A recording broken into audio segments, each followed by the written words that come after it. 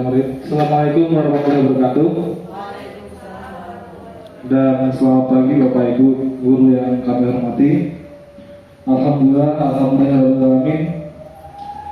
Kita panjatkan puji syukur kehadirat Allah Subhanahu wa taala karena atas rahmatnya kita bisa berkumpul di tempat ini dalam kondisi sehat walafiat. Kedua kalinya salawat dan salam tak lupa kita aturkan kepada junjungan kita. Semoga kita tetap dijadikan pengikutnya hingga akhir zaman.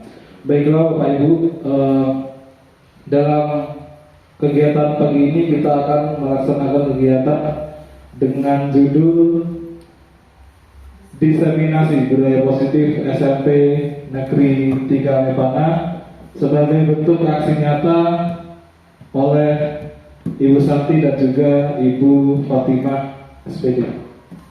Untuk acara yang pertama, marilah kita awali dengan pembacaan doa yang akan dibawakan oleh Bapak Hajar Sulis SP. Kepada Bapak kami persilakan. Assalamualaikum warahmatullahi wabarakatuh.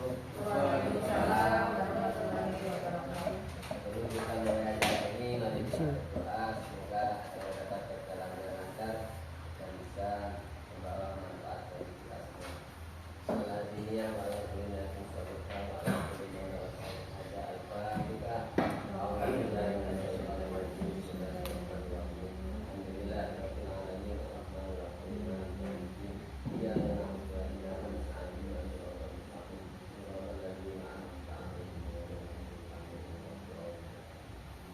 Assalamualaikum warahmatullahi wabarakatuh.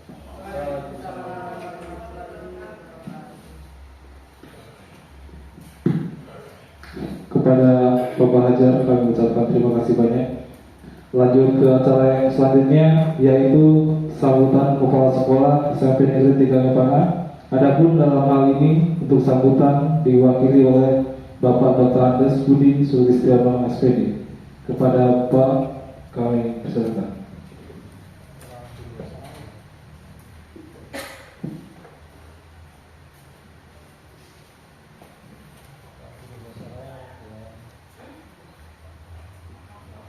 Ibu yang kami hormati, melengkapi selanjutnya yaitu menyanyikan lagu Indonesia Raya.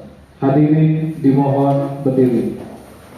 Indonesia Raya, merdeka, merdeka, tanahku, negeriku yang ku cinta. Indonesia Raya, merdeka, merdeka, hiduplah Indonesia Raya. Kepada Ibu kami ucapkan terima kasih. Melangkah ke acara selanjutnya yakni sambutan dari Kepala Sekolah SMP Negeri 3 Mepana. Dalam hal ini akan diwakili oleh Bapak Dr. Andes Di Sulistiono SPD. Dengan hormat kepada Bapak kami persilakan.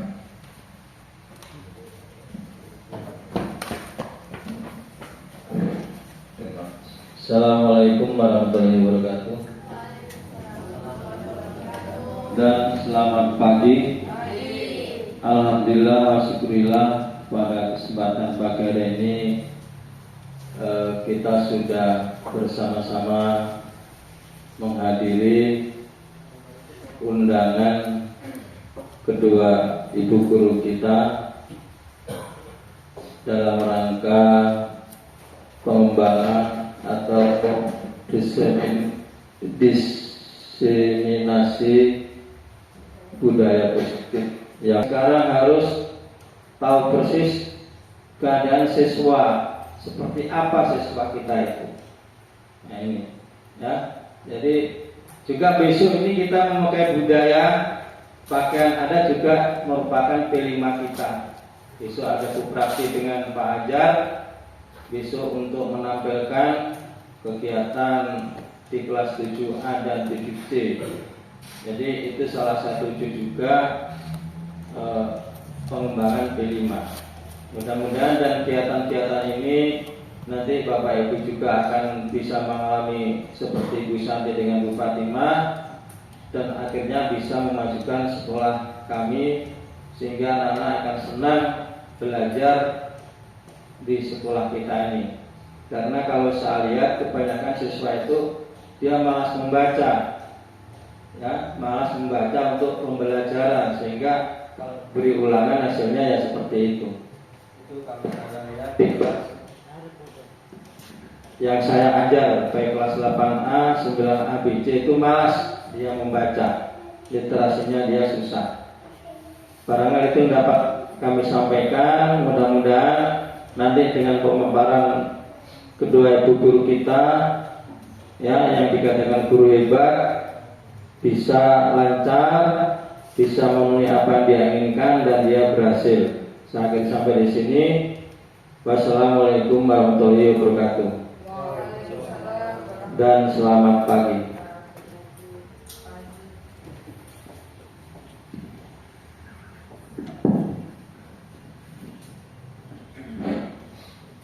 Kepada Bapak Dr. Andes Budi Sulistiono kami ucapkan banyak terima kasih. Selanjutnya yaitu pemaparan budaya positif. Untuk yang pertama ini akan disampaikan oleh Ibu Santi Sudiarti SE. Kepada Ibu kami persilakan.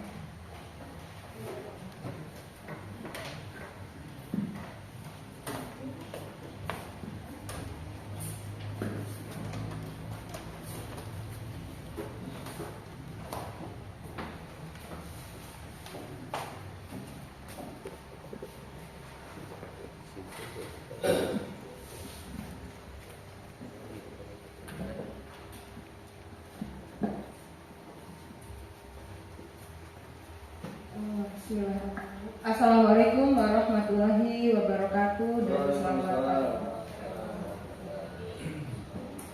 Ya, alhamdulillah wa syukurillah kita bisa berkumpul lagi untuk kegiatan aksi nyata kami diseminasi budaya positif di SMP Negeri 3 Mekongan. Terima kasih saya ucapkan kepada Bapak Wakil Kepala Sekolah beserta Bapak Ibu guru hebat atas kesediaannya untuk mengikuti kegiatan hari ini. Bapak guru hebat, kita di sini sama-sama belajar ya dan sharing untuk memahami tentang apa itu diseminasi budaya positif yang nantinya insya Allah kita akan sama-sama mengimplementasikan di sekolah kita ini.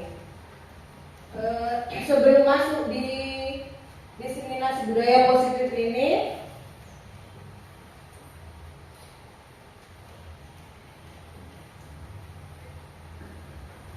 kami bacakan dulu tujuan kegiatan ini, yaitu calon guru penggerak dapat menyampaikan pembelajaran dari penerapan konsep inti dari modul budaya positif serta pemahaman mereka mengenai konsep inti dalam budaya positif.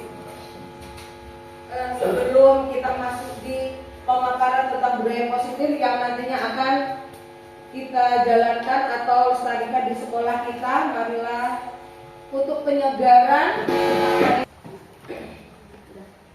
Sebelum masuk di diseminasi budaya positif, saya meminta kesediaannya Bapak Ibu guru untuk berdiri, kita melakukan ice breaking supaya kita tambah bersemangat pada saat pemaparan nanti.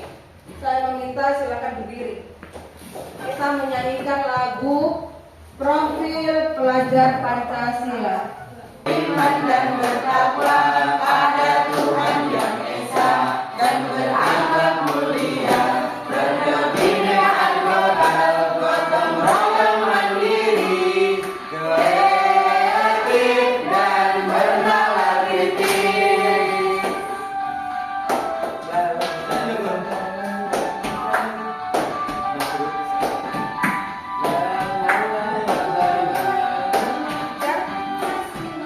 Beriman dan bertakwa pada Tuhan Yang Esa dan berakhlak mulia, berkebinekaan global, gotong royong mandiri, kreatif dan bernalar kritis.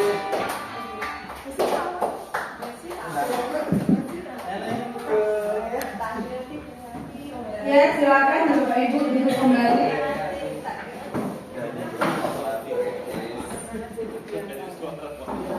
Ya, saya ucapkan terima kasih kepada Bapak Guru hebat yang sudah melakukan tes speaking bersama-sama.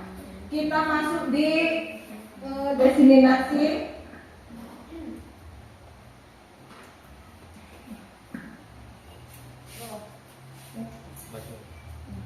Di sini yang akan kami paparkan saya dengan Bu Fatimah SPD, yaitu ada 6 topik budaya positif. Yang pertama itu disiplin positif dan nilai kebajikan universal. Yang kedua teori motivasi hukuman dan penghargaan. Dan yang ketiga itu tentang keyakinan kelas. Nanti yang selanjutnya yang keempat dan 5 akan dibawakan oleh rekan kami Bu Fatimah. Masuk yang pertama, pembelajaran dengan paradigma baru. Pembelajaran yang dimaksud di sini dengan paradigma baru dilakukan berdasarkan prinsip pembelajaran yang berdiferensiasi. Nanti di sini kita membahas tentang bagaimana itu pembelajaran berdiferensiasi. Sehingga setiap siswa belajar sesuai dengan kodrat alam dan kodrat zamannya dalam mewujudkan profil pelajar Pancasila, di mana tadi Bapak Guru hebat sudah menyanyikan isi dari profil pelajar Pancasila. Di sini tentang disiplin positif. Sebelum saya membahas ke materi selanjutnya, saya ingin bertanya dulu, apa itu disiplin positif? Ya. Disiplin positif? Ya, menurut saya Bu, disiplin positif itu ya, jadi ya, baiklah Bu, menurut saya disiplin positif itu adalah disiplin yang dilakukan oleh peserta didik tanpa adanya paksaan atau hukuman, seperti itu. Iya, terima kasih. Disiplin positif itu berarti tanpa paksaan ya Bu ya, yang dilaksanakan oleh siswa. Di sini berarti kita tanpa memaksakan siswa tersebut. Ya boleh, Ibu Guru hebat, kita lihat di sini. Disiplin positif merupakan salah satu cara penerapan disiplin yang bertujuan untuk menumbuhkan kesadaran serta memberdayakan anak untuk melakukan sesuatu tanpa paksaan. Ya betul sekali. Melakukan disiplin itu tanpa paksaan dari guru dan tanpa paksaan dari siapapun, terutama melalui ancaman dan hukuman. Nanti di sini lebih terinci lagi apa itu ancaman dan hukuman. Di sini ada nilai-nilai kebajikan. Nilai kebajikan itu ada 6. Yang pertama itu profil pelajar Pancasila. Yang kedua Ibu Primary Program atau disebut PIP. Yang ketiga 9 pilar karakter Indonesia. Yang keempat petunjuk seumur hidup dan keterampilan hidup. Dan yang kelima The Seven Essential Virtues. Yang keenam, The Virtues Project atau proyek nilai-nilai kebajikan. Itu ada 6 nilai-nilai kebajikan. Selanjutnya ada 3 motivasi. Nah di sini Bapak Ibu ada motivasi perilaku manusia. Yang pertama, untuk menghindari ketidaknyamanan atau hukuman. Nah di sini kita membicarakan tentang hukuman. Tingkat terendah dari motivasi perilaku manusia. Yang kedua itu untuk mendapatkan imbalan. Kita biasa memberikan imbalan atau penghargaan dari orang lain. Untuk mendapatkan imbalan atau penghargaan dari orang lain. Dan yang ketiga untuk menjadi orang yang mereka inginkan dan menghargai diri sendiri dengan nilai-nilai yang mereka percaya.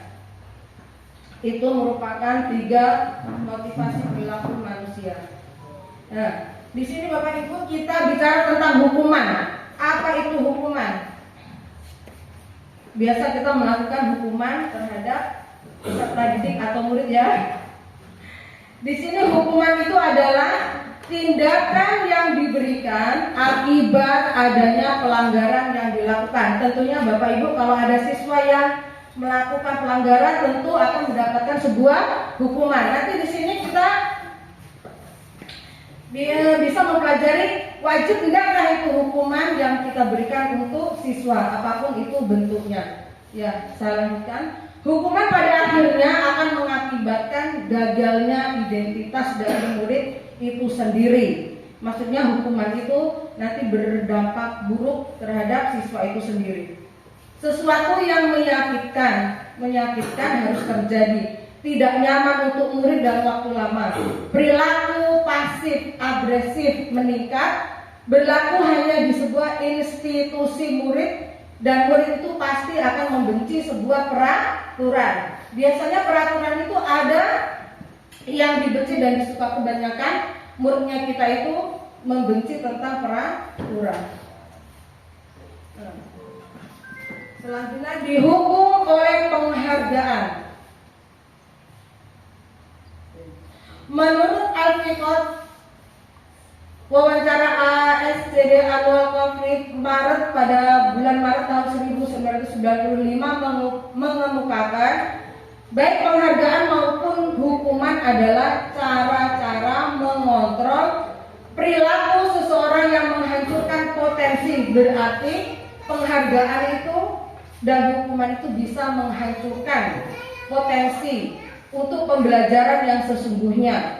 Menurut Ron, secara ideal tindakan belajar itu sendiri adalah penghargaan sesungguhnya. Berarti kita itu tidak selamanya harus menghukum atau memberikan penghargaan kepada siswa. Ini Bapak Ibu, akibat pemberian penghargaan. Yang pertama itu, penghargaan itu tidak efektif. Yang kedua, penghargaan menurunkan kualitas. Penghargaan mengurangi ketepatan, penghargaan mematikan kreativitas, dan penghargaan menghukum. Penghargaan itu bisa merusak hubungan, dan yang selanjutnya sama, penghargaan itu masih bisa merusak hubungan. Nah, di sini ada keyakinan kelas. Tentunya dengan keyakinan kelas ini maksudnya di sini Bapak Ibu, sebelum Bapak Ibu masuk di kelas masing-masing sebagai wali kelas tentunya sudah membuat keyakinan kelas atau peraturan kelas, di mana keyakinan kelas ini harus disepakati dan dilaksanakan oleh Bapak Ibu guru dan siswa. Itu yang dimaksud dengan keyakinan kelas. Apa itu keyakinan kelas? Keyakinan kelas di sini nilai-nilai keselamatan atau kesehatan. Inilah yang kita sebut sebagai suatu keyakinan, yaitu kebajikan universal. Sudah saya paparkan yang di depan tadi itu ada nilai-nilai kebajikan universal yang disepakati secara tersirat dan tersurat lepas dari latar belakang suku, negara, bahasa maupun agama. Berarti kita tidak boleh membeda-bedakan antara suku, negara, bahasa maupun agama. Prosedur. Di sini masuk di prosedur keyakinan kelas. Yang pertama itu mempersilahkan warga sekolah atau murid-murid di sekolah, di kelas untuk bercurah pendapat tentang peraturan yang disepakati di sekolah atau di kelas. Berarti kita sebelum memulai pada saat pembelajaran atau di kelas, kita harus membuat kesepakatan terlebih dahulu. Yang kedua, mencatat semua masukan-masukan para murid atau warga sekolah di papan tulis atau di kertas besar. Itu bisa berukuran poster, di mana semua anggota kelas atau warga sekolah bisa melihat hasil curah tersebut. Pendapat, maksudnya pendapat dari murid dan guru nanti dikalimatkan, digabung menjadi satu. Itu menjadi prosedur keyakinan kelas. Yang ketiga, susunlah keyakinan kelas sesuai dengan prosedur pembentuk keyakinan kelas kalimat dalam bentuk negatif atau positif. Menjadi positif.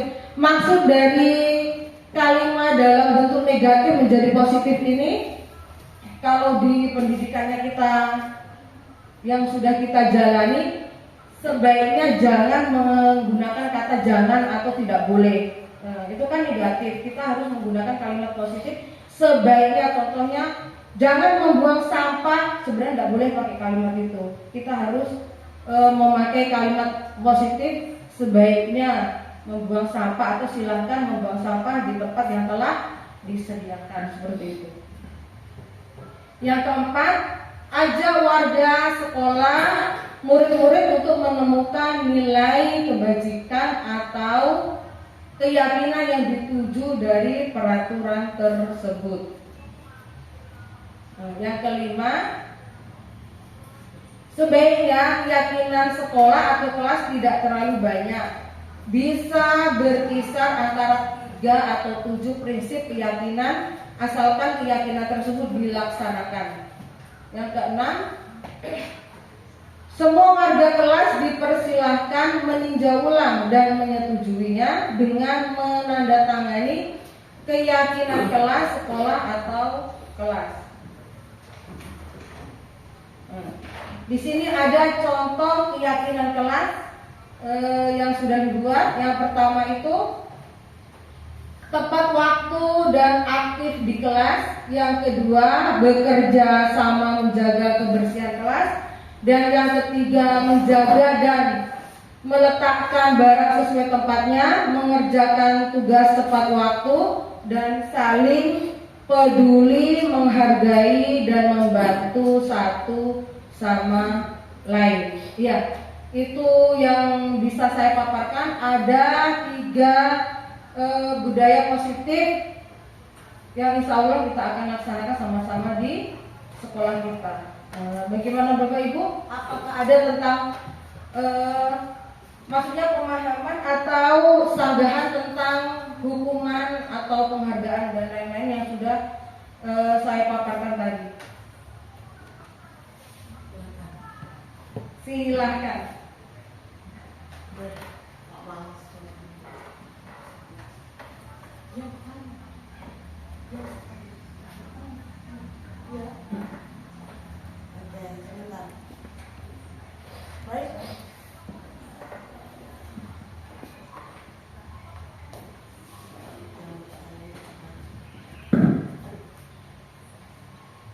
Ya, silakan Pak Mansur. Yang ingin ditanyakan? Baik, Ibu Bapak Guru hebat, Ibu calon untuk penggerak dari SMP Negeri 3 Mepana, suara saya bagaimana? Ya, ya, disambung ke mic. Ya, saya tidak bertanya, cuma apa namanya? Memastikan saja, Bapak Ibu tadi sudah menjelaskan di situ, bahkan memberikan contoh keyakinan kelas atau keyakinan sekolah.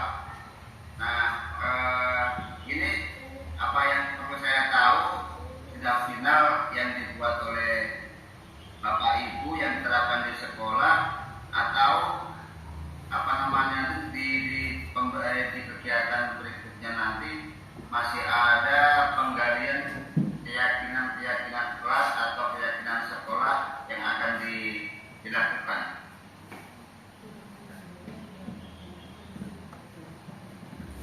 Iya, terima kasih Pak Mansur, CGP dari SMP Catat Santigi. Ya, keyakinan kelas yang sudah kita buat, insya Allah yang CGP ini saya dengan Bu Fatimah sudah mulai menerapkan di kelas masing-masing pada saat kita pembelajaran di kelas. Insya Allah nanti teman-teman guru hebat yang ada di SMP dan Panga akan menyusunnya dengan membuat keyakinan kelas tersebut. Seperti itu, Pak. Ya, bagaimana Pak Mansur? Sudah jelas? Apa namanya? Saya punya saran saja, kalau bisa pada kegiatan ini tampilkan saja untuk kesepakatan atau keyakinan kelas, supaya seakan-akan keyakinan kelas yang disepakati itu bukan atas rekayasa dari kita dulu, tetapi lahir dari teman-teman dulu seperti keyakinan sekolah atau langsung dari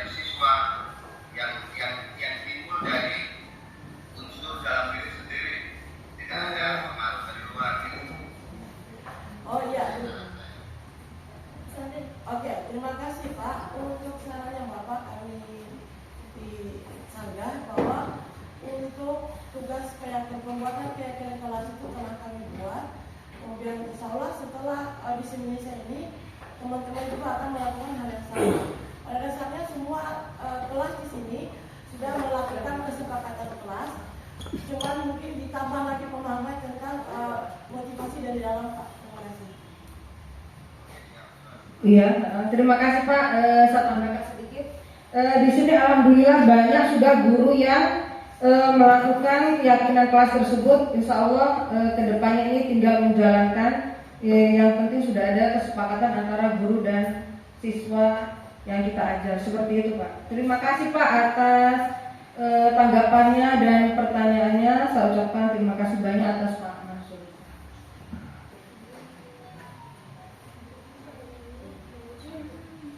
Saya kembali ke teman-teman atau rekan-rekan guru SMP Negeri 3 Mepanga. Bagaimana, apakah sudah paham tentang, maksudnya dari pemaparan yang saya sampaikan mulai dari pertama tadi tentang budaya positif yang akan kita implementasikan di sekolah kita tercinta ini.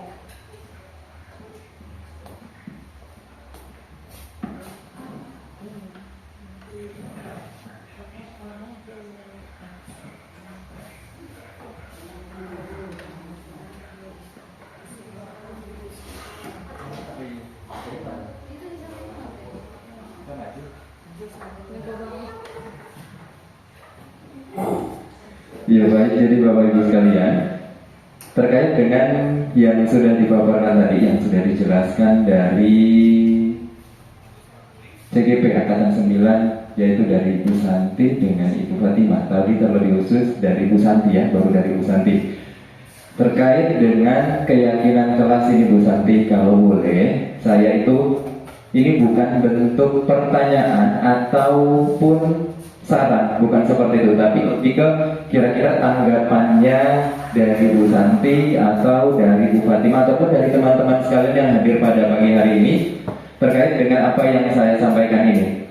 Jadi untuk keyakinan kelas itu tadi kan hampir sama dengan kesepakatan kelas ya, hampir sama dengan kesepakatan kelas. Nah, lalu ketika saya sudah pertama kali masuk di kelas 7A, kan saya perwalian dari kelas 7A. Saya membuat kesepakatan kelas terdiri dari sekitar 11 kayaknya.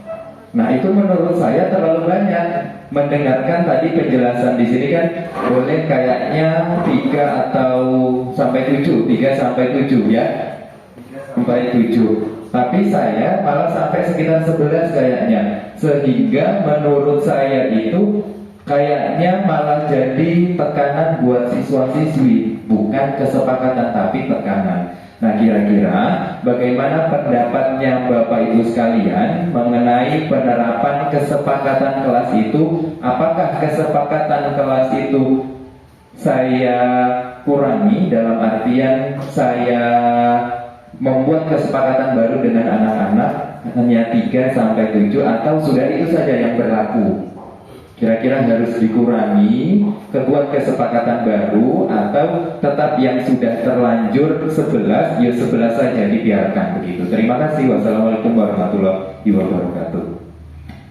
Iya, terima kasih Pak Salim. Pertanyaannya sangat bagus sekali atau penyanggahannya menanggapi tentang keyakinan kelas. Menurut saya keyakinan kelas yang Pak Salim sudah laksanakan itu sudah sangat bagus, walaupun banyak tadi ya Pak tadi ya dari 11. Kalau menurut pendapat saya ini Pak, nanti Bapak kondisikan terutama dari kalimatnya, seandainya ada kalimat yang agak mirip-mirip atau agak sama, pasti tentunya ada di situ.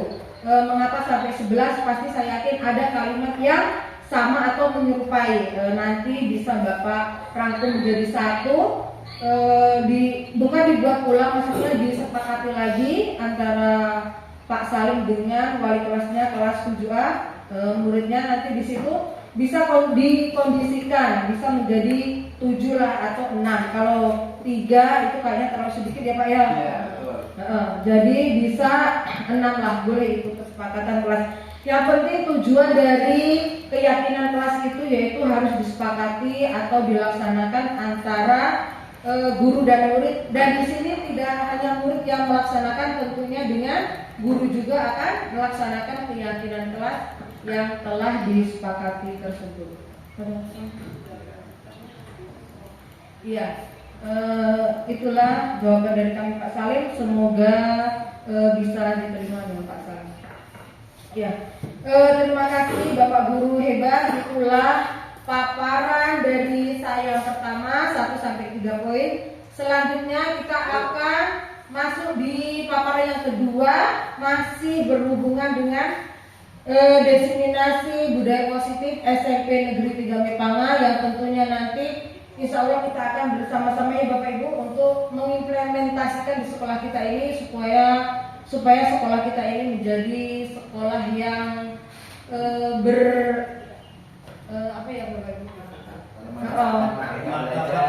bermantap lagi, lebih indah, asik dipandang mata. Yang penting kita harus saling kerja sama. Tentunya itu yang kita harapkan. Ya, silakan Ibu Fatimah SPD untuk melanjutkan materi diseminasi budaya positif di sekolah kita.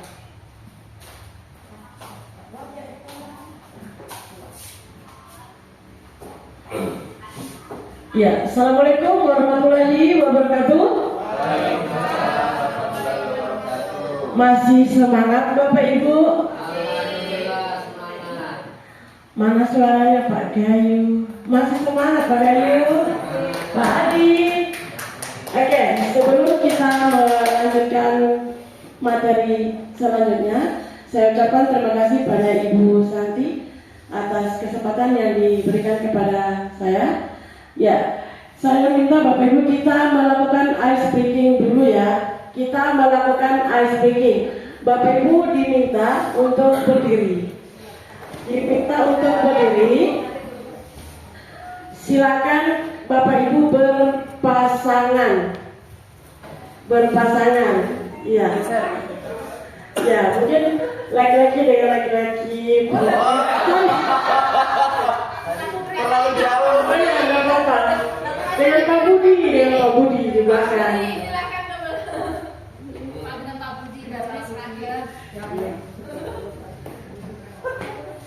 Harus ke belakang ini. Iya, nggak apa-apa. Silakan Bapak Ibu berhadapan. Iya, berhadapan Pak. Iya, berpasangan ini, Iya, berhadapan. Oke. Ini aslinya tentang ganjil genap. Jadi salah satu dari Bapak Ibu itu ada yang sebagai ganjil, yang satunya genap. Silakan diputuskan siapa yang ganjil, siapa yang genap. Oke, siap? Ya, sudah. Mohon maaf, angkat tangan yang ganjil. Oke, genap. Oke, terima kasih. Permainannya, jika saya menyebut angka ganjil, posisi tangan seolah-olah dulu Pak, saling berjabat tangan, tapi tidak ketemu Pak, tidak ketemu. Iya, penjabat tangan, no, gitu. Ya kayak Pak Salim dengan Pak Budi. Ya, ketika saya menyebut angka ganjil, maka yang genap menyembunyikan tangannya. Jangan sampai yang ganjil dapat tangannya. Sudah? Ya, sudah Pak ya? Sudah paham ya? Ya, tangan satunya di belakang Pak. Ya, seperti itu. Oke, terima kasih. Ya, sudah siap? Saya akan menyebut angka ganjil atau genap. Ya, ganjil atau genap. Ada angka satuan, puluhan, dan ratusan. Oke, sudah siap Bapak Ibu? Ganjil atau genap. Yang jika angka ganjil yang saya sebutkan, maka yang genap menyembunyikan tangannya. Kalau sampai yang genap tangannya didapat oleh yang ganjil, maka permainan pasangan itu dianggap kalah. Kalau didapat. Ditangkap saja.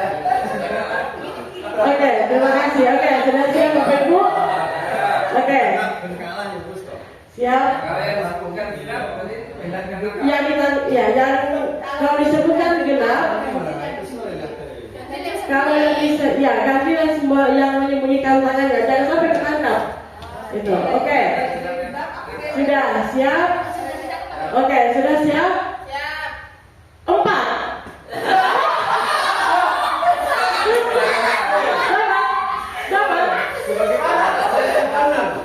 Iya, kalau misalkan yang saya sebut adalah angka genap, berarti yang tadi sembunyi tangannya.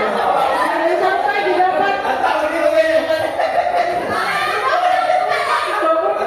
Ya, ini sudah satuan, sekarang puluhan Bapak Ibu. Oke. 37.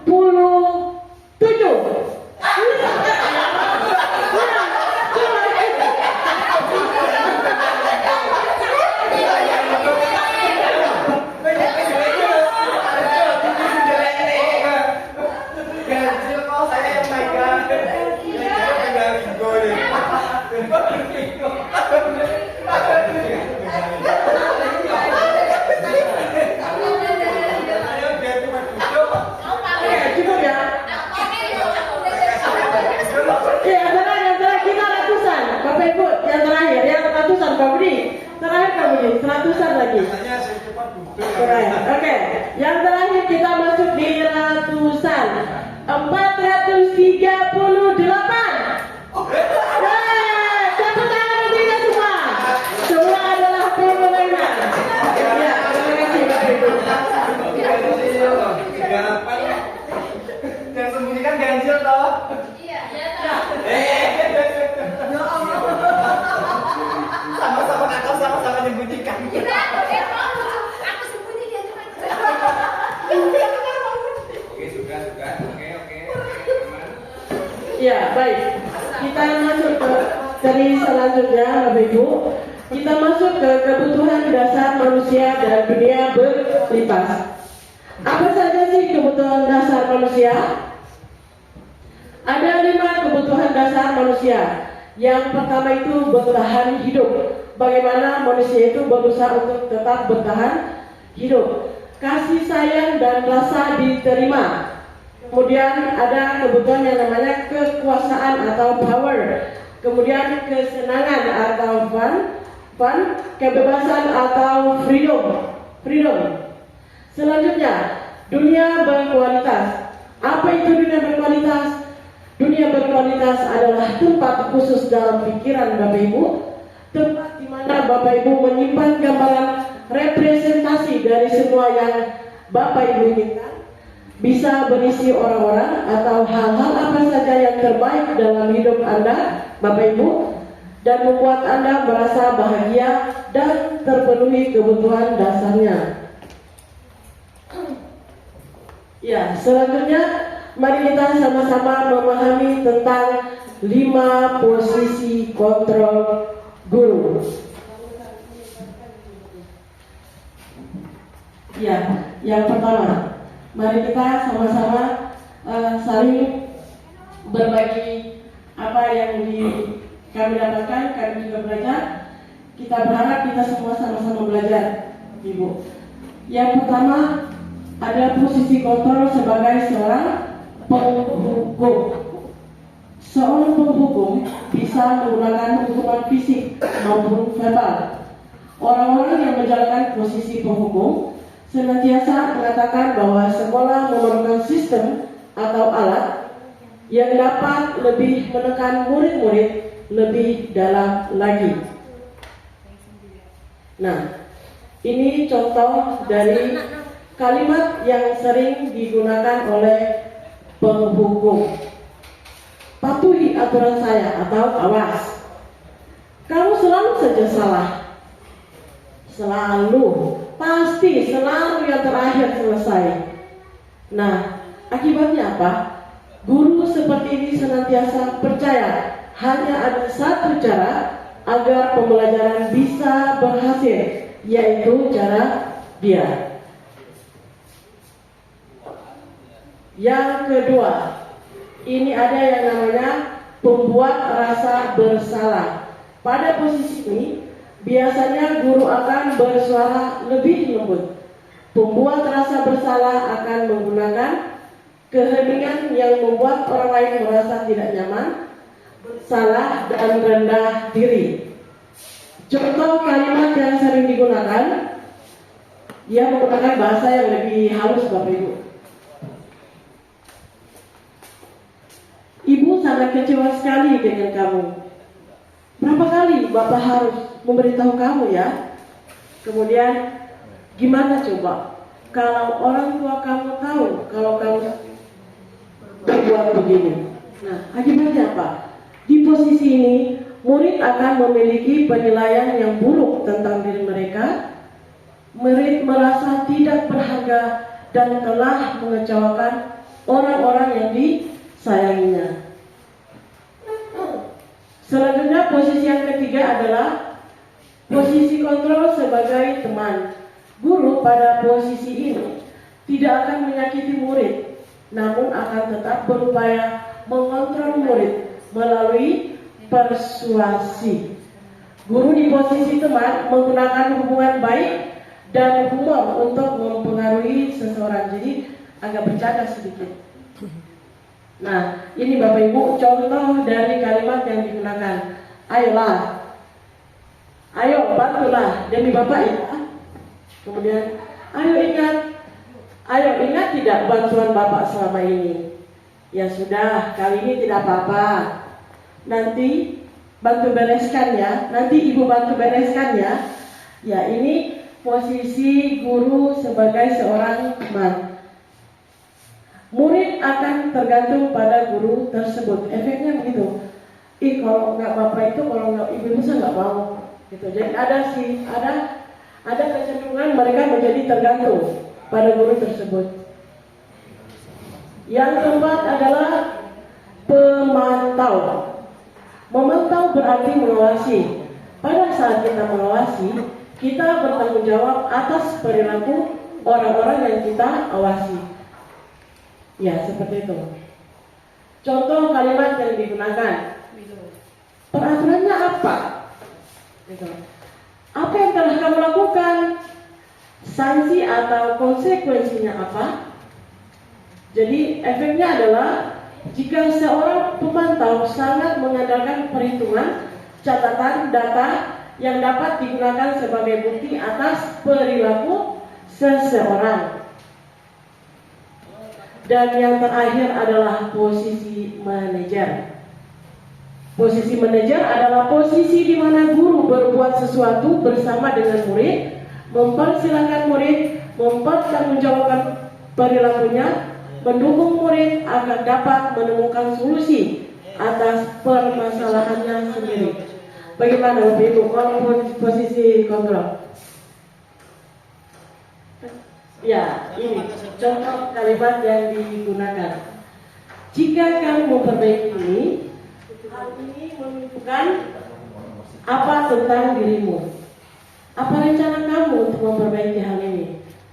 Tujuan akhir dari 5 posisi kontrol seorang guru adalah pencapaian posisi manajer, di mana di posisi inilah murid dapat menjadi pribadi yang mandiri, merdeka, dan bertanggung jawab atas segala perilaku dan sikapnya, yang pada akhirnya dapat menciptakan lingkungan yang positif, nyaman, dan aman. Pertanyaannya Bapak Ibu, sekarang kita mari sama-sama merefleksikan diri kita. Kita ada di posisi mana? Silakan. Ada yang mau memberi pendapatnya? Ya, silakan Pak Salim.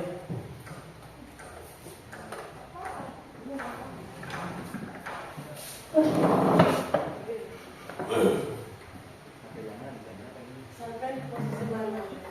Dikasih saja berikutnya lagi. Kan ada 5 posisi. Pemantau, Iya. teman, atau yang satu penghukum. Saya pertama.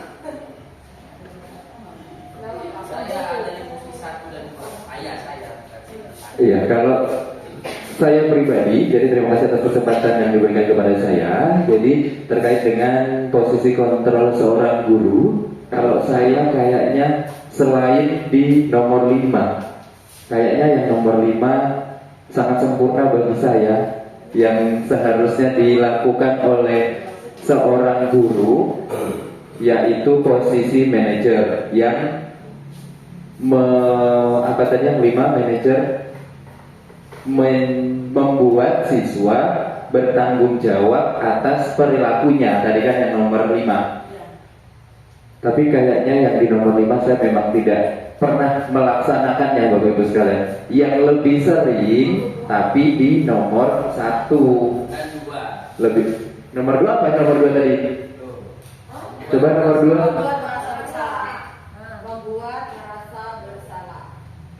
Tidak, kalau nomor 2 tidak. Kalau saya kayaknya lebih sering di nomor 1. Tapi kadang-kadang nomor 2, 3 juga pernah juga, meskipun tidak sering, tapi lebih seringnya saya di nomor 1. Kemudian menurut saya, kenapa saya sering sekali melakukan di nomor 1? Karena memang menurut saya terlalu banyak sekali kesalahan yang dilakukan oleh siswa-siswi yang harus didisiplinkan dengan adanya kontrol yang nomor 1 tadi. Kemudian kira-kira bagaimana menurut tanggapannya Bapak Ibu kalau saya, apakah harus tetap menerapkan kontrol nomor 1 atau harus berubah menjadi yang nomor 5 sebagai guru yang manajer. Iya, terima kasih. Ya, baik, terima kasih. Kita mau menanggapi dulu pertanyaannya Pak Salim. Dia bertanya Bapak Ibu, apakah saya harus merubah, karena dia sudah mengakui bahwa dia sering berada di posisi nomor 1 sebagai orang penghukum. Menurut Bapak Ibu, apakah Pak Salim ini harus merubah posisi kontrolnya? Minta tolong di Maju Pak Gayu.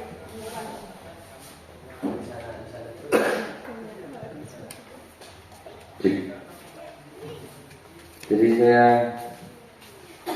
menanggapi dari pertanyaan yang sudah dilontarkan oleh Pak Salim berkaitan dengan tipe yang dia gunakan itu seorang penghukum ya. Jadi guru yang ada kesalahan pada siswanya dihukum. Menurut saya apakah dirubah atau enggak? Kalau semestinya harus dirubah, tapi kan perjalanan merubah sesuatu kebiasaan itu kan butuh waktu yang lama. Jadi perlahan saja. Karena mau tidak mau menghukum itu sebenarnya sangat berdampak buruk terhadap siswa. Hanya saja perubahan itu tidak bisa berjalan dengan cepat, jadi pelan-pelan, santai. Ya, itu sangat dari saya. Kalau masih menghukum sampai sekarang ya nggak masalah, kan pelan-pelan. Iya, terima kasih. Ya, kalau saya juga berpendapat sepakat dengan Pak Gayu, sebuah perubahan itu kan proses. Ya, ada lagi Bapak Ibu yang mau memberikan pendapat atau menilai diri sendiri kayaknya berada di posisi manakah, Ibu?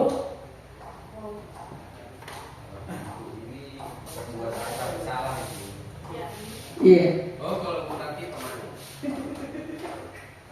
Iya. Ini kalau tentang saya dari poin 1 sampai 5 itu hampir semuanya juga sama seperti dengan Pak Salim. Jadi di posisi 1 penghukum, kemudian yang kedua tadi membuat rasa bersalah. Nah, penghukum itu terkadang juga saya lakukan karena mungkin menurut saya itu jalan keluarnya. Kemudian membuat siswa untuk merasa bersalah. Jadi dengan cara karena kita sudah tidak mau lagi menghukum, sehingga yang saya lakukan saya hanya diam untuk menimbulkan atau mengorek hati anak-anak itu supaya peka, sehingga mereka itu merasa bersalah dengan apa yang mereka lakukan. Kemudian yang ketiga tadi teman, ya. Oh, kalau yang untuk teman, ini lebih saya batasi. Kalau untuk yang teman, ini saya memang agak saya batasi karena saya mengkhawatirkan jangan takutnya nanti anak-anak itu agak melunjak dengan guru. Jadi karena biasanya kalau anak-anak itu kita dekati seperti teman, yang ada prediksi saya itu atau yang saya simpulkan, anak-anak itu bisa agak melunjak. Kemudian kalau yang keempat tadi Bu, pemantau. Jadi mengawasi kita atas perilaku orang yang kita awasi. Nah, jadi yang agak tidak saya lakukan itu di nomor teman dengan yang terakhir, yang kelima. Kemudian yang ingin saya tanyakan, karena kebetulan saya juga memang belum masuk di CGP, jadi yang seperti apa yang seharusnya guru itu lakukan sehingga menjadikan anak itu bisa seperti yang kita harapkan itu, Bu. Jadi saya juga masih bingung, marah juga kadang anak-anak itu takut, tetapi mereka mengulangi lagi, didekati juga kadang malah menganggap bahwa itu bermain. Jadi yang seperti itu, Bu, yang saya masih bingung. Jadi harus tindakan seperti apa yang harus guru lakukan sehingga siswa itu bisa sesuai dengan harapan dan dengan itu, Bu. Oke, terima kasih.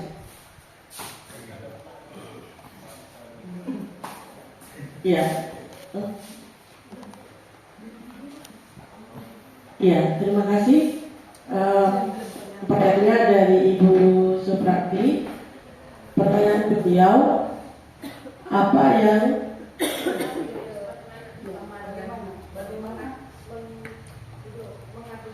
bagaimana supaya anak itu tidak untuk menjadikan sesuatu sesuai dengan harapan kita. Oh, berarti bagaimana membuat anak itu supaya sesuai dengan apa yang kita inginkan atau apa sesuai dengan harapan kita. Ya, sedikit yang saya ingin menanggapi, Bu, bahwa dari semua ketika kita semua melakukan posisi kontrol itu, pasti mereka itu karena ada masalah di sana, gitu. Kita fungsikan atau berada di posisi kontrol itu misalkan sebagai pemantau, pasti anak yang kita awasi atau kita pantau itu pasti ada masalah dengan dia, gitu.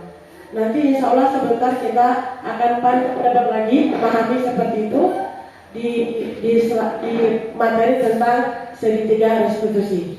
Ya Bu ya. Mungkin Ibu Santi mau menambahkan. Ya, terima kasih. Saya hanya menanggapi saja di sini, terutama dari pertanyaan Pak Salim tadi ya, Salimudin. Kalau untuk merubahnya itu harus pelan-pelan. Saya biasa juga seperti itu, memakai penghukum.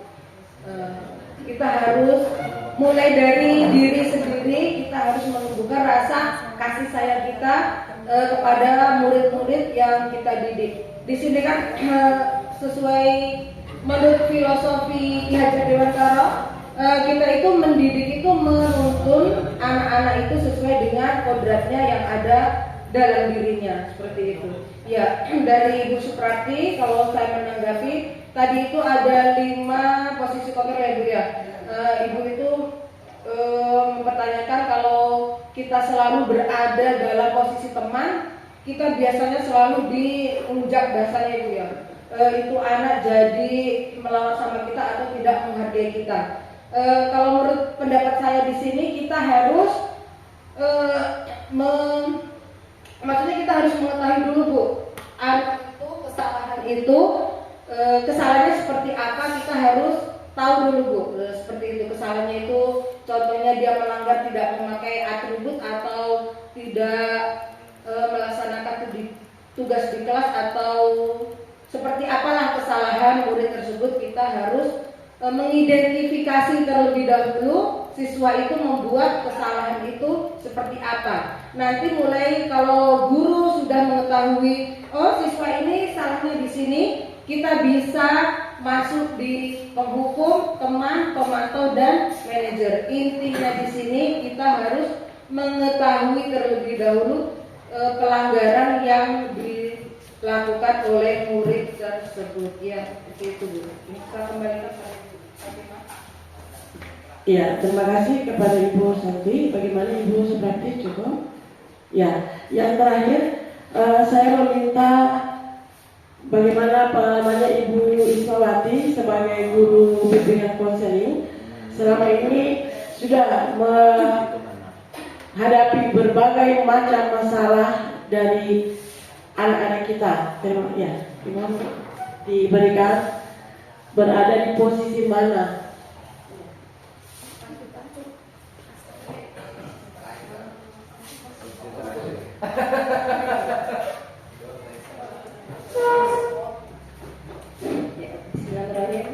Terima kasih. Assalamualaikum warahmatullahi wabarakatuh.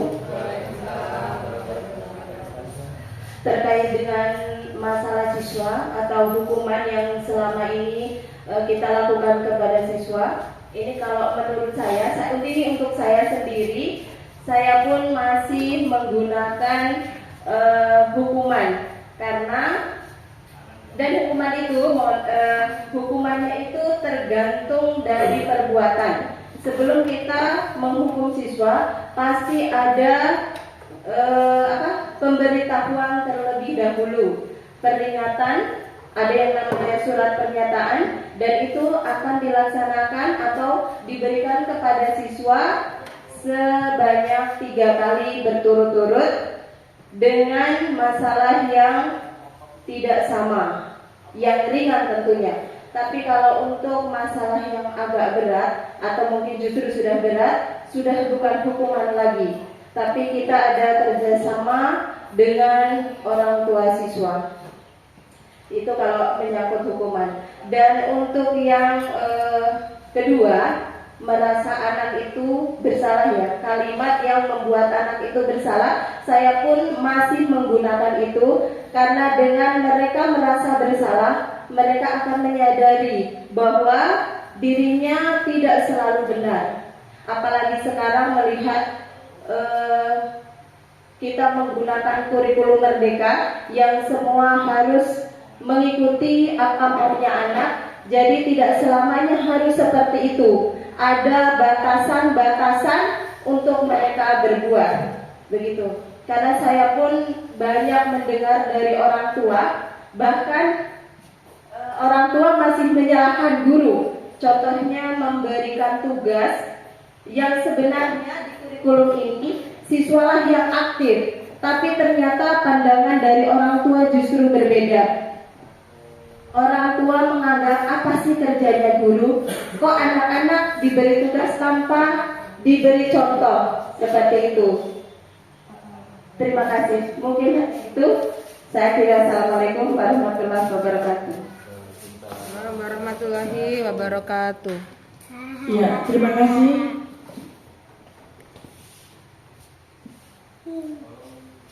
Ya, terima kasih kepada Ibu Ismawati sebagai masukannya. Kemudian ada hal-hal yang memang kita sebagai calon guru penggerak itu banyak hal-hal yang belum kita pahami. Persoalan dalam memahami atau mendalami permasalahan kenapa anak itu terjadi. Semoga kedepannya nanti kita akan bekerja sama, melakukan kolaborasi agar nanti kita bisa mencapai anak-anak yang mampu bersikap mandiri dan bertanggung jawab. Ya, selanjutnya Bapak Ibu, kita break dulu atau satu lagi materi yang tersisa. Satu lagi. Ya, satu lagi yang terakhir. Kita break dulu atau kasih selesai? Masih pagi juga. Ya, Masih pagi. Yo, yang penting masih semangat deh. Semangat. Oke, lanjutkan. Oke, siap. Ini adalah materi yang terakhir. Kita sekarang berada di segitiga restitusi. Apa itu segitiga restitusi? Segitiga restitusi adalah suatu proses yang dijalankan oleh guru atau orang tua agar dapat menghasilkan murid yang mandiri dan bertanggung jawab. Ya, saya mencoba mengumpulkan kembali pertanyaan dari Ibu Suprati tadi, bagaimana kita bisa membuat murid itu agar sesuai dengan yang kita inginkan. Seperti itu, Bu ya. Ya, mari kita Bapak Ibu kita sama-sama belajar. Ini ilmu materi yang luar biasa yang memang baru juga kami dapatkan dan ingin berbagi dengan teman-teman. Ya, dalam proses segitiga restitusi ada 3. Yang pertama adalah menstabilkan identitas, kemudian validasi tindakan yang salah, dan yang ketiga adalah menanyakan keyakinan. Apa itu menstabilkan identitas? Ini adalah bagian dasar dari segitiga restitusi yang bertujuan untuk mengubah identitas anak dari orang yang gagal karena melakukan kesalahan menjadi orang yang sukses. Yang kedua, apa yang harus kita katakan untuk menstabilkan identitas anak? Misalkan kita ketemu anak dengan masalahnya, kita bisa melakukan memberikan pertanyaan seperti ini. Misal siapa ya? Azril Bani. Ya, Azril, berbuat salah itu tidak apa-apa. Tidak ada manusia yang sempurna. Saya juga pernah melakukan kesalahan seperti itu. Maksudnya, ibu juga pernah melakukan kesalahan seperti itu. Kita bisa menyelesaikan ini. Bapak atau ibu tidak tertarik mencari siapa yang salah, tapi ibu ingin mencari solusi dari permasalahan ini. Ketika kita menstabilkan identitas anak, apa yang akan selanjutnya terjadi? Mungkin dari pertanyaan-pertanyaan tadi itu tidak semua harus ditanyakan. Kita tinggal memilih yang mana. Maka hanya butuh 30 detik itu bisa mengubah situasi yang sulit menjadi kooperatif. Ketika seseorang merasa sedih dan emosional, mereka tidak bisa mengakses bagian otak yang berfungsi untuk berpikir rasional. Gitu. Kemudian sebelum terjadi hal-hal yang bisa memperburuk keadaan, kita sebaiknya membantu anak untuk tenang dan kembali ke suasana hati di mana proses belajar dan penyelesaian masalah bisa dilakukan. Posisi yang kedua adalah validasi tindakan yang salah, sebuah proses yang melibatkan pengakuan dan penerimaan perasaan serta tindakan murid bahkan jika mereka telah melakukan kesalahan. Jadi intinya kita seolah-olah memvalidasi kesalahannya. Yang kemarin mungkin sebagai contoh Azril bajunya di luar contoh. Jadi apa yang kita bisa tanyakan? Azril, kamu pasti punya alasan mengapa kamu melakukan itu, mengapa kamu bajunya itu di luar, gitu.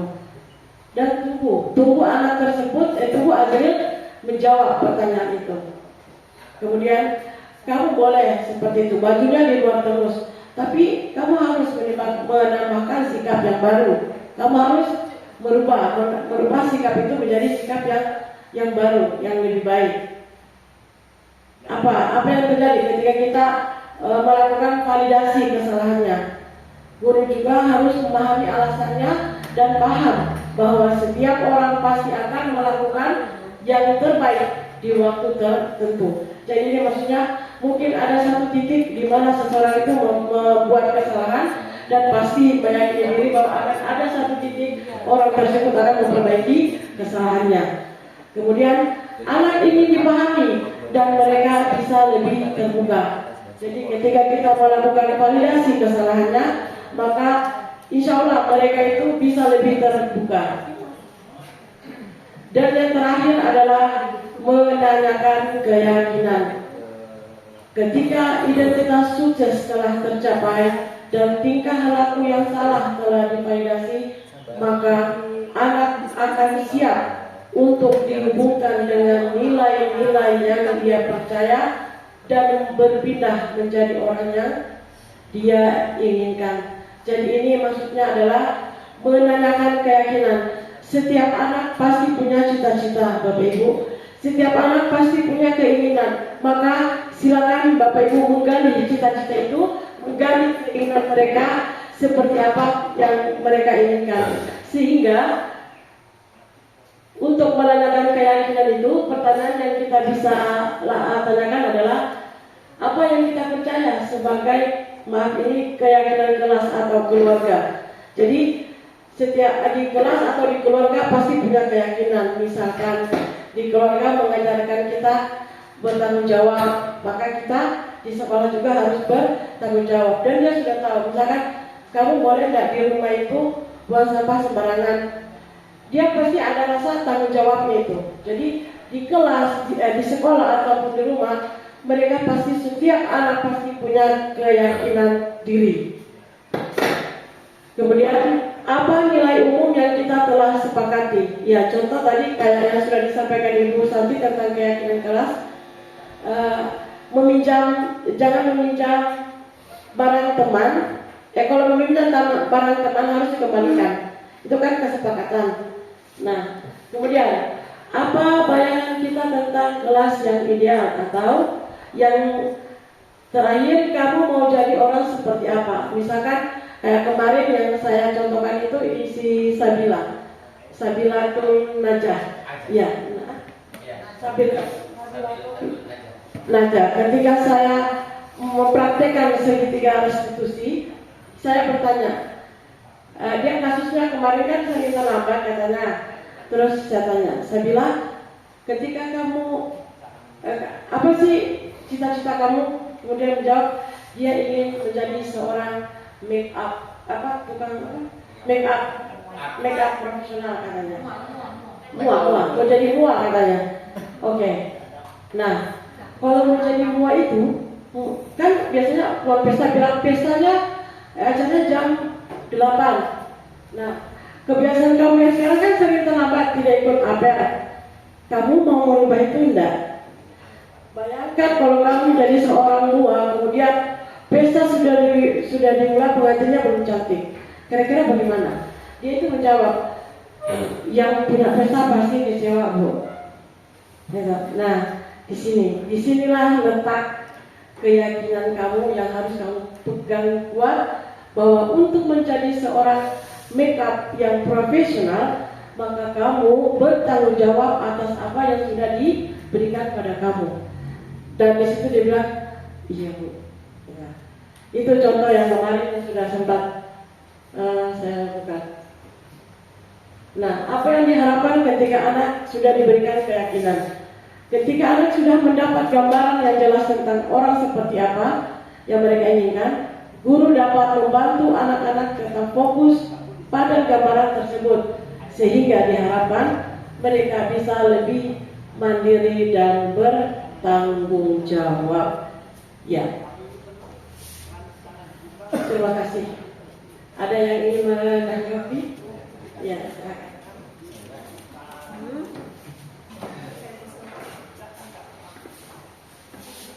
Ya, mohon maaf Bapak Ibu ya, menghambat istirahatnya kita. Tapi sedikit saja.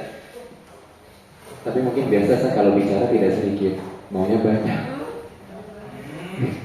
Ya baik, jadi terima kasih atas kesempatannya kembali terkait dengan tadi yang lebih ke anak bertanggung jawab atas dirinya sendiri. Yang saya ingat kemarin terkait dengan anak kelas 7D, ada salah satu siswa yang saya ajar kala itu mata pelajaran IPS di kelasnya. Siswa itu bertanya, kenapa kok rambut kita di sekolah harus dirapikan, padahal selama ini rambut itu kan tidak mengganggu pembelajaran loh, begitu. Itu yang pertama. Kemudian yang kedua, yang perempuannya ini lebih ke yang perempuannya juga. Loh Pak, kita ini perempuannya kan ingin terlihat cantik, kenapa pasti harus kita tidak boleh make up di sekolah seperti itu? Nah, jawaban saya kala itu adalah yang rambut itu karena sekolah memiliki aturan harus merapikan rambut.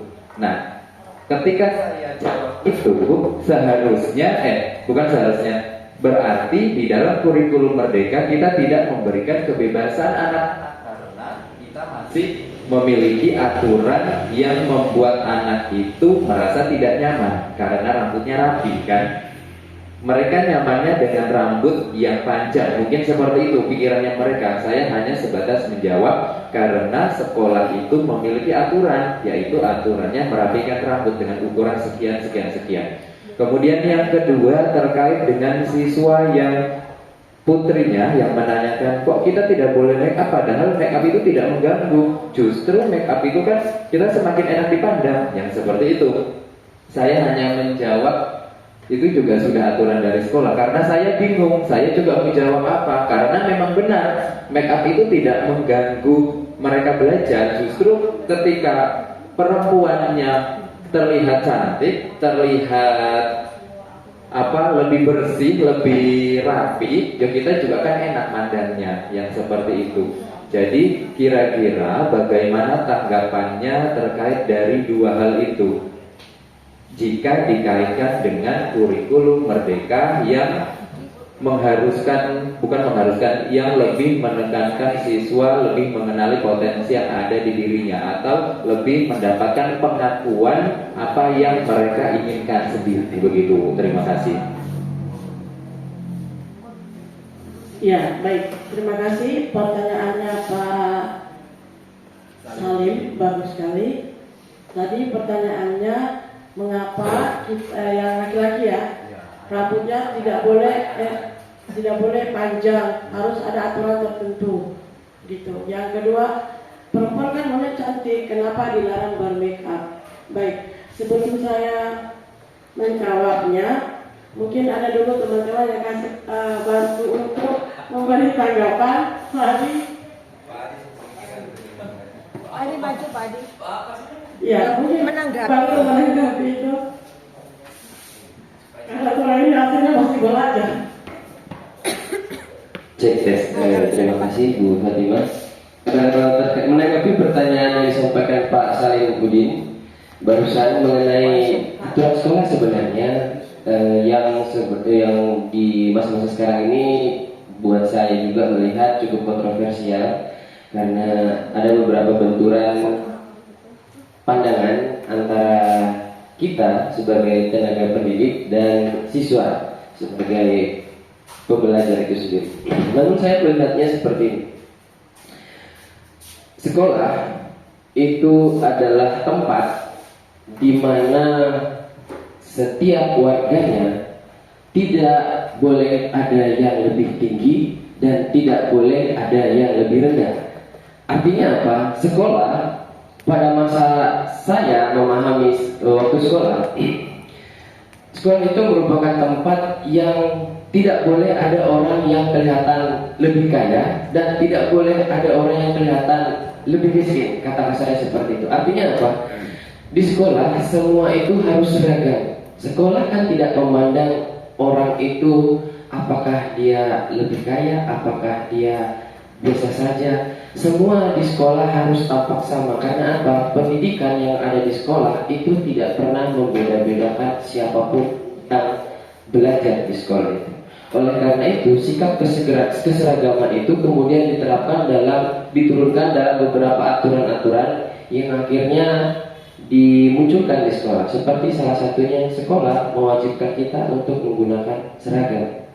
Ya, kenapa? Kalau tidak pakai seragam, akan muncul kesenjangan-kesenjangan di mana ada orang yang mampu menggunakan pakaian yang setiap hari bagus, setiap hari mungkin mereknya dari satu merek mahal, tetapi ada siswa atau warga sekolah yang penampilannya mohon maaf bisa saja dari hari Senin sampai hari terakhir sekolah bajunya itu saja. Ini kan miris, di mana pendidikan seharusnya sama untuk setiap orang. Akhirnya turunan aturan-aturan tersebut berkembang lebih jauh lagi kepada satu aturan berpakaian tadi, misalnya rambutnya nggak boleh ada yang panjang ada yang pendek tuh. Kenapa seperti itu? Karena kita upayakan supaya setiap warga sekolah itu harus seragam. Ada orang yang rambutnya mungkin lurus bagus, ada yang orang rambutnya mohon maaf agak sedikit mengembang dan berkelok-kelok. Kalau itu dibiarkan seperti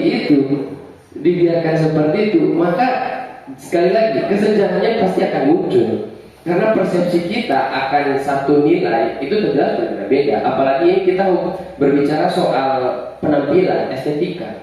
Penilaian kita akan estetika pasti berbeda-beda. Dan kalau itu dibuat di sekolah dipersilahkan, maka akan muncul banyak sekali kesenjangan. Sehingga dari kesenjangan-kesenjangan itu potensi-potensi sekat atau diskriminasi pasti akan muncul. Nah, makanya di sekolah setiap lini, setiap bagian dari pelaksanaan pendidikan di sekolah diupayakan agar tetap seragam. Mungkin menyikapi sedikit mengenai aturan bertata busana bagi perempuan. Kalau saya dalam ilmu pastinya di IPA, ada beberapa hal yang dapat menjadi potensi bahaya bagi saya ketika anak-anak itu terlalu dini tersentuh oleh yang namanya bahan-bahan sintetis, bahan-bahan kimia. Contoh penggunaan lipstick, mereka perhalus dengan menggunakan lip balm, lip tint, lip cream dan segala macam, semuanya kan serba sintetis. Pigmen kulit yang ada di bagian atas bibir itu tidak setebal pigmen kulit yang ada di kulit-kulit kita. Begitu dia dari sejak dini terpapar bahan-bahan sintetis, pasti akan ada perubahan-perubahan tertentu. Yang paling mudah adalah warnanya. Tidak akan senatural bagaimana kalau dia tidak pernah terkena bahan-bahan sintetis. Jadi kalau sudah dari sejak dini terkena bahan sintetis sampai dia besar, sampai dia dewasa, bahkan sampai dia tua, dia akan mengalami ketergantungan terhadap hal itu. Dan itu pasti akan berpengaruh terhadap hidupnya, akan berpengaruh terhadap cara berpakaian, cara dia memandang estetika, bahwa dia harus selalu butuh itu. Dia belum butuh itu, seperti itu. Kalau dari saya sih, mohon maaf jika ini salah dan mungkin bahkan tidak konteksnya tidak sama dengan yang sedang kita pelajari, tetapi saya memahami aturan-aturan yang ada di sekolah semata-mata itu cuma satu, agar pendidikan kita sama bagi setiap orang. Itu. Terima kasih. Assalamualaikum warahmatullahi wabarakatuh.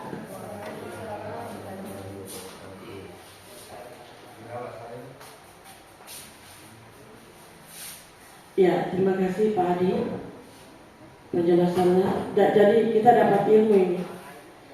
Jangan sembarang pakai lipstick. Iya. Gloss. Bagaimana Pak Salim? Oke, terima kasih. Ya, yang terakhir pertanyaan Pamungkas saya Bapak Ibu, yang saya minta, apakah kita bersedia untuk belajar sama-sama untuk melakukan perubahan, bagaimana menyelesaikan masalah, ya tentunya dengan Ibu Guru juga punya cara tersendiri, tapi maksudnya di luar itu dan di luar itu mungkin kita bisa sama-sama belajar untuk mempraktekkan segitiga restitusi ini untuk menyelesaikan masalah dengan kaum membuat kita. Ya, saya minta tanggapannya dari Pak Sapriyadi. Silakan di tanggapannya apakah kita bersedia untuk belajar sama-sama dalam mempraktekkan segitiga restitusi ini.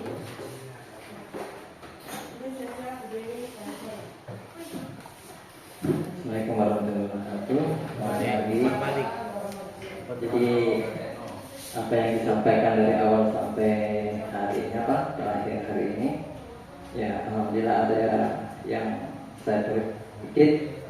Jadi apa yang disampaikan dari itu tadi, bahwa apa yang kita lakukan ke depannya untuk anak peserta didik kita, ya saya dari pribadi selaku pendidik bersedia dan terus belajar agar apa yang kita lakukan ke depannya apa yang kita harapkan menjadi kenyataan gitu Pak. Terima kasih. Assalamualaikum warahmatullahi wabarakatuh.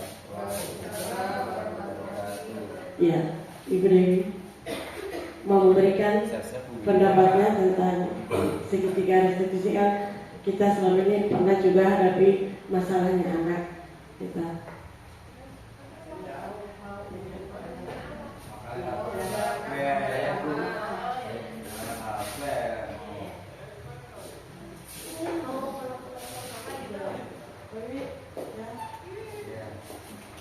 Ya, Assalamualaikum warahmatullahi wabarakatuh.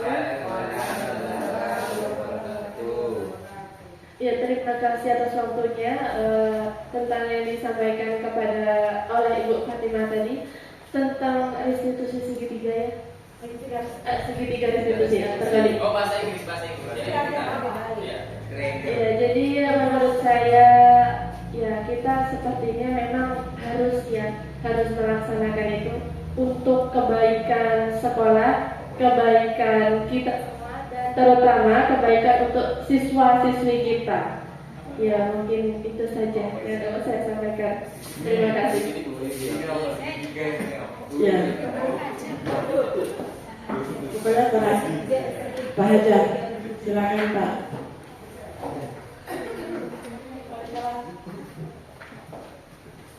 Assalamualaikum warahmatullahi wabarakatuh. Ya, terima kasih atas waktunya. Ya, terima kasih atas semua paparannya.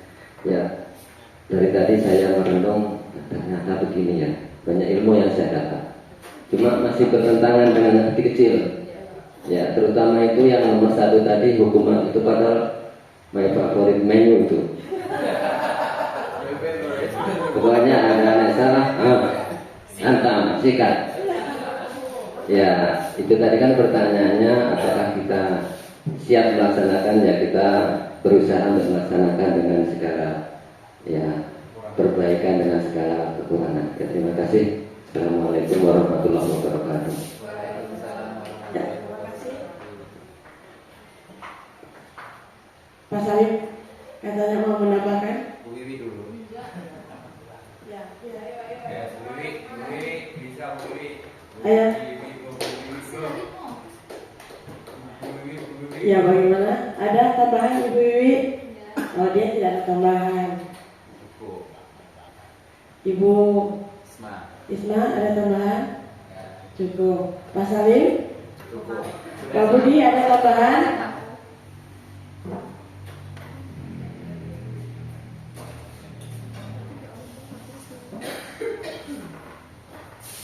Ya, tentang penanganan siswa, Pak. Terima kasih. Assalamualaikum warahmatullahi wabarakatuh. Tadi saya tidak ada karena saya ke SMK membicarakan masalah kegiatan kemarin, sehingga agak tidak mengikuti. Tapi kalau saya ikuti mulai pertama akhir tentang kebersamaan, pada prinsipnya kita kepada siswa supaya maju itu lebih bagus, karena tanpa adanya kebersamaan di antara guru-guru dengan siswa dalam belajar itu pendidikan tidak bisa berhasil. Kemudian untuk menamai siswa, memang sekarang dengan adanya Merdeka Belajar ini, setelah saya ikuti yang kemarin untuk persyaratan sertifikasi, memang dilema bagi kita sekarang ini, bahwasanya kita sebagai guru, kalau zaman dulu Pak Jar bilang kita boleh mukul, boleh apa saja sehingga anak-anak itu bisa turun. Namun sekarang ini karena adanya Merdeka Belajar, kayaknya untuk menghukum anak kita harus sesuai dengan apa yang kesalahannya. Sebagai contoh, ya, kalau saya memang saya jarang menghukum siswa sekarang ini dengan saya ikuti yang kemarin, karena hukuman ada 2, fisik dan non fisik. Jadi saya sekarang kebanyakan menghukum siswa, saya pilih yang non fisik. Mungkin kalau PPKN saya suruh menghafal undang-undang atau pembukaan atau apa yang hubungannya dengan pendidikan. Tapi kalau kita menghukum fisik boleh juga, tapi jangan terlalu. Misalnya kalau lari bolehlah, tapi harus pakai sepatu. Karena saya lihat di televisi itu, Bu, siswa dihukum lari tidak pakai sepatu, akhirnya kakinya dia melempuh begitu, ya. Tapi dia larinya di lapangan voli yang panas. Ini salah contoh. Makanya kita sekarang sebagai guru harus bisa menempatkan bagaimana cara bisa kita menghukum siswa itu yang menghukumnya adalah pendidik, sehingga siswa itu bisa memperbaiki apa yang dia lakukan dengan kesalahan itu. Terima kasih. Assalamualaikum warahmatullahi wabarakatuh.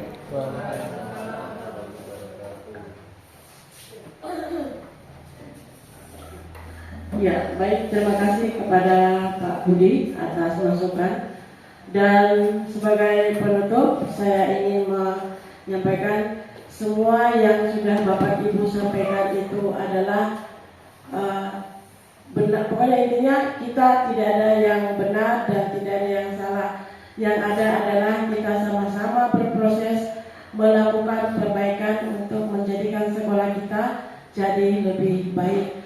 Terima kasih untuk semua waktu yang sudah diluangkan untuk kami. Terima kasih untuk semua partisipasinya. Saya mewakili Ibu Santi mengucapkan terima kasih dan penghargaan yang setinggi-tingginya atas semuanya. Dan kami akhiri. Ya, tepuk tangan untuk kita semua. Terima kasih juga buat yang teman-teman yang sudah ikut di Kimet. Ibu Nirma sebagai PP dari Ibu Santi dan Ibu Nurhera juga tadi sudah sempat masuk. Terima kasih. Dan Pak Imam juga terima kasih kesediaan waktunya dari awal sampai akhir. Semoga semua yang kita lakukan, kebaikan yang kita lakukan hari ini ada mendapatkan manfaat dan limpahan rahmat dari Allah Subhanahu wa taala. Amin. Ya, ini kembali kami kepada pembawa acara utama, kepada Pak Rahmadi, disilakan. Dan saya akhiri. Assalamualaikum warahmatullahi wabarakatuh. Waalaikumsalam warahmatullahi wabarakatuh. Baiklah Bapak Ibu, terima kasih banyak sudah mengikuti kegiatan di seminisasi budaya positif SMP Negeri 3 Yopana sebagai bentuk aksi nyata modul 1.4 dari Ibu Santi Sudiarti SD dan juga Ibu Fatimah. Maka sekaligus berakhir pula kegiatan yang kita lakukan di kelas ini. Saya selaku pembawa acara apabila terdapat kesalahan mohon dimaafkan, lebih dan kurangnya saya mohon maaf. Saya akhiri. Assalamualaikum warahmatullahi wabarakatuh dan selamat siang. Sampai titik. Warahmatullahi wabarakatuh. Waalaikumsalam warahmatullahi wabarakatuh. Ya, bagaimana kabarnya Fikri? Baik. Alhamdulillah baik. Ya, hari ini kita akan membuat tentang keyakinan kelas. Keyakinan kelas itu berbeda dengan peraturan sekolah. Peraturan sekolah itu yang sudah kamu baca sebelum memasuki sekolah ini toh. Kalau keyakinan kelas itu berarti keyakinan yang harus disepakati atau yang harus dijalankan. Tetapi dengan keyakinan kelas itu harus menggunakan kalimat yang positif. Apa itu keyakinan kelas? Siapa yang tahu? Coba apa nih? Keyakinan kelas adalah peraturan yang ada dalam kelas yang harus ditaati oleh semua siswa yang ada dalam kelas. Ya, betul sekali. Itu pengertian dari keyakinan kelas. Berarti sebentar kalau Ibu mengarahkan kita membuat keyakinan kelas di kelas 9C. Nanti kalau Ibu suruh menulis keyakinan kelas, jangan memakai kalimat atau kata tidak boleh, jangan titik-titik, nggak boleh, harus menggunakan kalimat yang positif. Contohnya berdoa, berarti berdoa sebelum dan sesudah pembelajaran. Tidak boleh itu mengatakan menulis kalimat harus berdoa, tidak boleh buang sampah, tidak boleh begitu. Itu berarti kalimatnya melarang ya. Berarti sebentar kamu harus menggunakan kalimat yang berbentuk positif. Paham ini? Iya. Sebentar ini Ibu bagi di lembaran. Silahkan kamu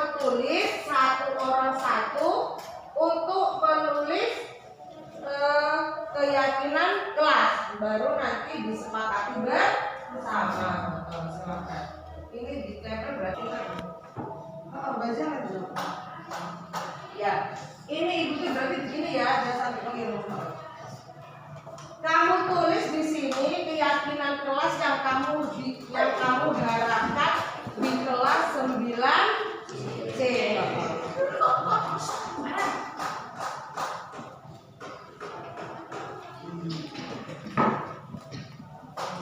Sekarang mulai ditulis yang sudah dapat lembaran.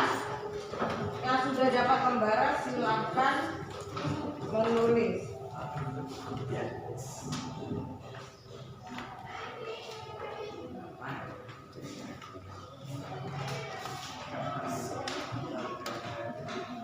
Silakan menulis.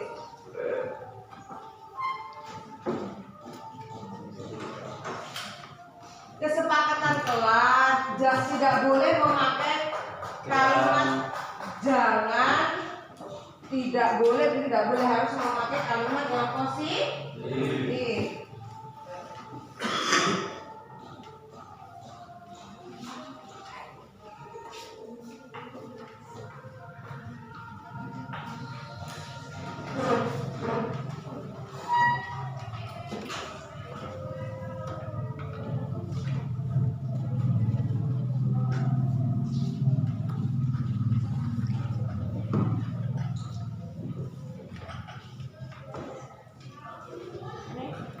Silakan menulis yang sudah dapat lembaran kertas, silakan menulis keyakinan kelas yang kamu harapkan.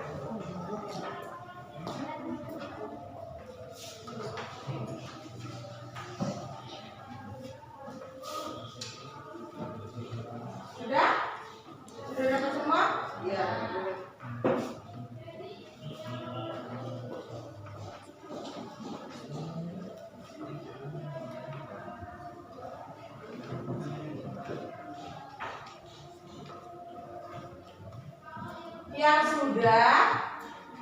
Bagi yang sudah silakan menempel di depan yang ibu sudah sediakan. Sudah? Tempel. Iya.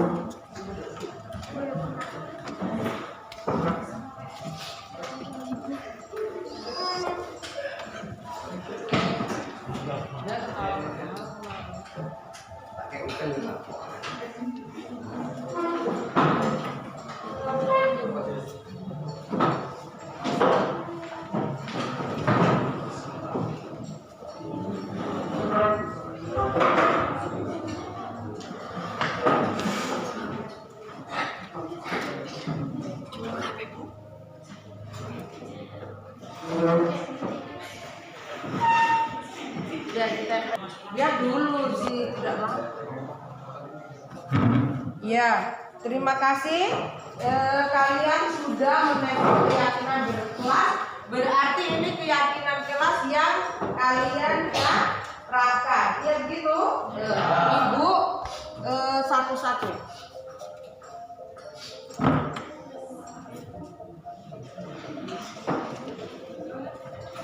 Ya, di sini ada kalimat yang sama, Ibu jadikan satu ya. Berarti yang pertama itu keyakinan kelas yang harus kalian sepakati, murid kelas 9C.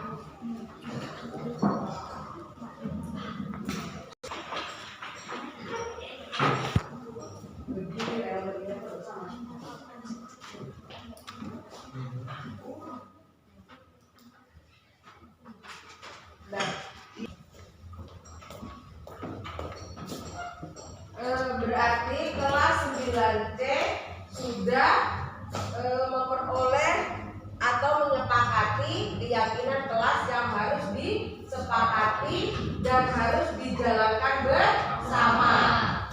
Keyakinan kelas berarti ada 6 keyakinan kelas 9C.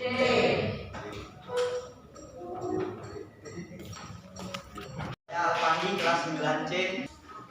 Saya Nur Hafizah kelas 9C. Saya Irza kelas 9C. Saya setuju dengan kesepakatan kelas yang sudah kami buat. Ya, saya sangat setuju dengan adanya keyakinan kelas ini. Kami sebagai siswa akan menjadi lebih disiplin.